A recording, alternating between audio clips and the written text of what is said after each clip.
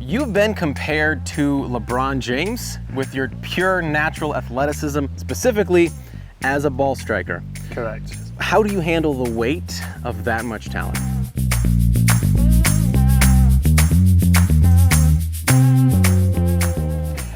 I pick my playing partners quite well, people who don't strike it as well. So Tim, you've played the part today, to be honest. It's normally James Robinson, who knows that, you know, it's just, he's dealing with a superstar in ball striking, to be honest.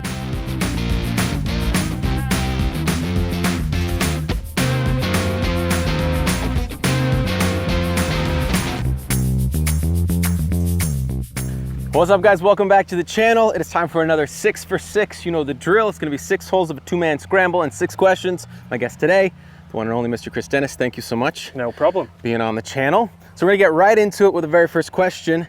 Obviously, you've been in golf for quite a while, right? PGA professional, before you jumped into the YouTube world. Yep. Was there something else that you would be doing if it wasn't golf? Was there something else, another passion you may have pursued? Realistically, when I think about it, I can't see myself doing anything other than golf. Randomly, only because I've got a Land Rover Defender, I think I could be a farmer. You think a farmer? Yeah, very random. I mean, look, you got to do something, right? People have been farmers for a long time. You can probably sort it. Yeah, exactly. I've got the car for it, and I think that'd be a bit of me. That's probably the main thing. Just drive the right car, and you can be a farmer. Yeah, exactly. Leave a comment if you. I've got an allotment. An allotment's nearly farming, but not really. That's offending all farmers out there, to be honest. But I do apologise. Leave in the comments if you think he could be a farmer based on his car choice. All right, we're gonna get down to the first hole. It is a very narrow par 5, so we're gonna see if we can start off with a birdie. Well, it didn't scare it. Not very much. We'll take a par. Yep. All right, started out there with a par on a pretty tricky par 5. Yeah, not easy. Yeah, clutch 3 wood there off the tee. Yes. Yeah. Well, I needed it, didn't I? Yeah, we did. Yes, we did. Sorry, yes, yeah, we absolutely. did. All right, on to the second question. Now, Chris, you have often been referred to as the Anthony Bourdain of golf because of your love of exotic and interesting food throughout your travels playing golf. Yep. So I know this is going to be a tough one, but if you had to pick just one meal to eat for the rest of your life, what are you going with and why? The favourite meal, it's a meal that I can't get very often. So already I can get it maybe, well, I didn't have it for 10 years until this summer, but it would be a Chick-fil-A, 12 count nuggets, large fries and a cookies and cream milkshake. Every single day? Every single day. I went to school in North Carolina and I pretty much had it probably every other day, maybe twice.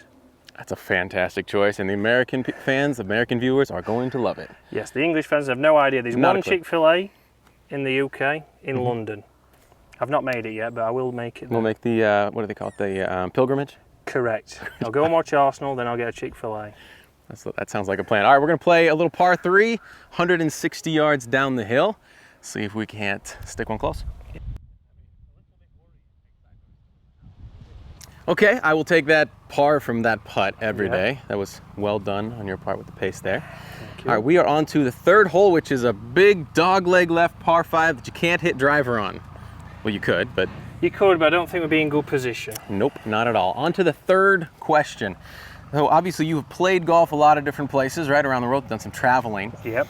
Is there one particular place that you really just loved the golf culture more than other places, like somewhere you just kind of wish everywhere was like, as far as golf culture is concerned? See, I played 5 continents, not 6 like James Robinson, but I've played 5 continents, but the place that I enjoy the golf the most is actually down south in England. So around the London area there's a lot of good clubs where I like to see when you get on the first tee, there's a man with a Labrador walking around playing golf, enjoying himself, goes in the clubhouse after for his drink. Dogs are welcome. This is me just getting a dog after 6 months, but yeah, it's a nice place to be. It's very relaxed. It's not like some clubs where, like I say, they're probably very different with the rules. I don't feel bad about a par on almost any hole out here right now. All right, so that is a tricky par 5. I will absolutely take a par there all day. Definitely. On to the fourth hole. We have a 200-yard par 3 behind us. And the question to you is, you've been compared to LeBron James with your pure natural athleticism, specifically as a ball striker. Correct. How do you handle the weight of that much talent?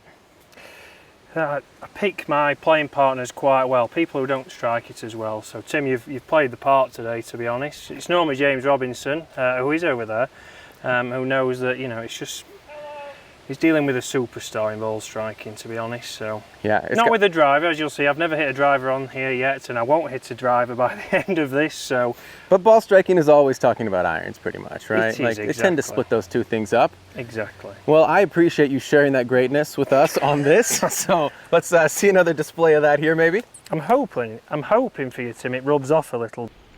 Right up to start, it just. Okay, so a rather devastating bogey there. Yeah, it wasn't an easy hole, but No, not a good performance, really. no, not exactly. But we are on to the next hole, which is the #1 handicap. It's a long par 4 dogleg left. And we are on to the 5th question. Yep. You and James Robinson. He's kind of known as the Robin to your Batman. Correct. So at what point in your relationship with James did you think he would really benefit from you kind of bringing him along, mentoring him, and kind of help get him going with the YouTube social media world?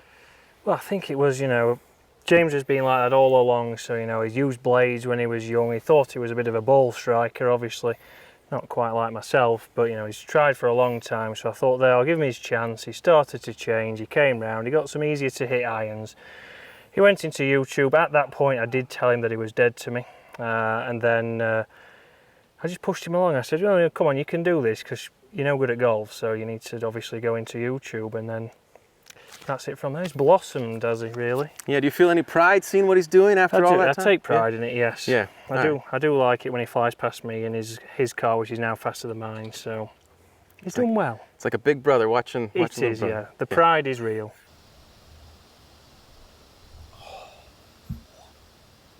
All right, another par. Seems to be a thing here, except for the one bogey. Yeah. Not great. This is actually it's a beautiful course. Shout out to them for having us out, but it is a tough track as well. Very tight. Very. We're on to the last hole, and we're on to the last question. Yep. So you have now hit the Takomo clubs quite a bit. Yep. So what is your overall opinion of the golf clubs? Fantastic range, really. I'd never thought I'd play with blades, but I've been using the blades for the last month or so now. So again, it gives the options of everything, but they compete with all the clubs, premium components, good pricing, and you'll see the series that me and James have done is we can obviously use that money to then get on to trips like this. Come out here, play in Malta, play in Sicily, but they perform, to me, just as good as a premium brand. And that's the main thing I would say you're looking from an iron. Yeah, absolutely. That's the goal. So glad that's the way you feel about it. Maybe let's finish off with a birdie. Did you see that? Probably for the best. It's a good top, Tim. It might go in that top. Oh, what a putt. Still rolling. Yes, Tim. All right, well, still no birdie, but a solid 2-putt. Yep. Finish it One out. over par. Yeah, and honestly, I'll take it after those tee shots. Yes. Definitely left a little bit to be definitely. desired. But thank you for being on the channel. No Appreciate problem. it. Thank you very much for having Answering me. the hard-hitting questions. If you have any other questions for this gentleman right here, and you'd like to maybe see us do another one of these at another time, please leave it in the comments. As always, be sure that you are following all of Chris's channels. And as always, thank you so much for watching, and we will see you on the next one.